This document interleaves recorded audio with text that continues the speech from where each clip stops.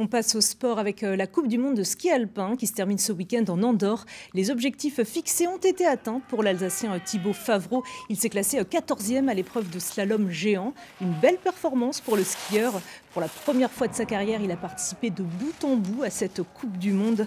Formé jusqu'à ses 16 ans sur les pistes vosgiennes, fidèle à son club de Strasbourg, Thibaut Favreau présente un parcours atypique pour un skieur alpin. Nous avons pu partager son quotidien sur le circuit international direction Kranjska Gora en Slovénie. Karine Gélébar, Vincent Roy.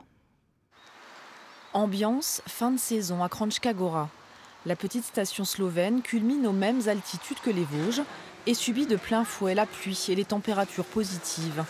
Pour préserver la piste qui accueillera les 2 épreuves de Coupe du Monde du week-end, les skieurs ne pourront pas la tester avant, contrairement à leurs habitudes. Un mal pour un bien, car en cette veille de course, Thibaut Favreau va prendre le temps de récupérer.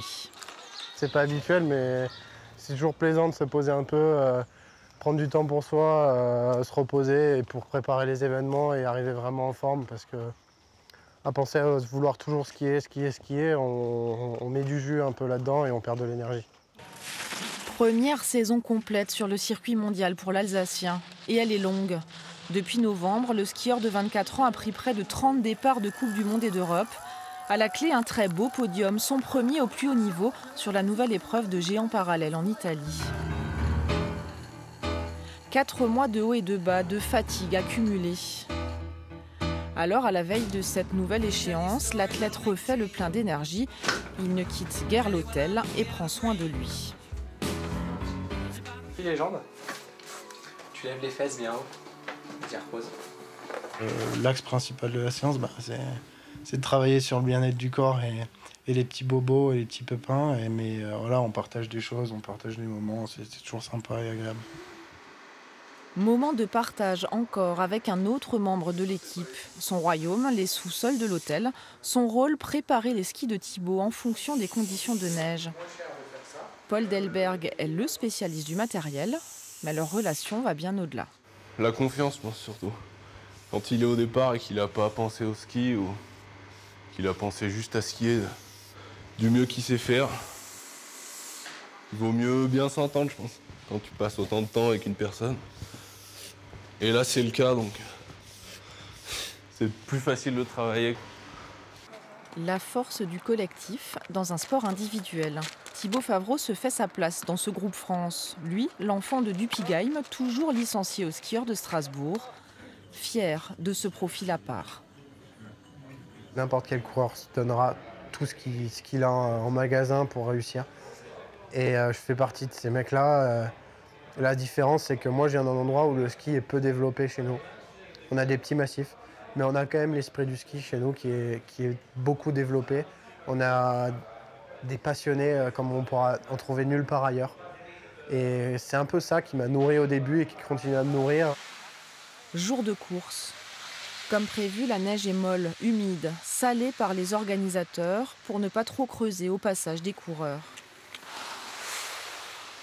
Thibaut est dans sa bulle, concentré sur le tracé. Mémorisation des trajectoires, des 49 virages à enchaîner, projection dans la course. C'est que là, la section, elle est méga importante. Ouais. Méga importante dans le sens où il faut que faut pousser fort, il faut plaquer tes entrées, il faut les pousser. La reconnaissance est le premier moment clé de la compétition. Dossard 50 sur le dos, il se bat pour finir dans les 30 premiers, portes d'entrée pour la deuxième manche et des places à grappiller dans la hiérarchie mondiale. Objectif manqué ce jour-là pour 19 petits centièmes. C'est frustrant, après c'est du sport de haut niveau, l'échec fait partie du chemin. Ça fait pas du bien, il manque pas grand-chose, c'est comme toute la saison, il manque vraiment rien. Le reste de la course se déroulera donc sans lui. Les meilleurs ont connu ça avant les podiums. Il faut aussi prendre son mal en patience. Moi, je suis parfait exemple. Je suis sur mes 12 premières Coupes du Monde. Je suis sorti 12 fois. Alors oui, j'étais très vite, mais bon, je voyais jamais l'arrivée. Hein. Donc voilà, il a fallu que je construise. Ça a pris du temps. Et puis une fois que ça s'est débloqué, derrière les choses se sont améliorées. Et voilà, il faut qu'il apprenne. C'est un super skieur, Thibaut. Hein. C'est quelqu'un qui est hypersensible, qui réfléchit beaucoup, qui calcule beaucoup.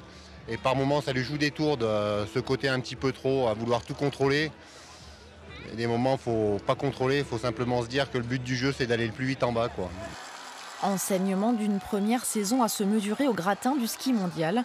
À lui de s'en inspirer pour s'y mêler plus franchement encore.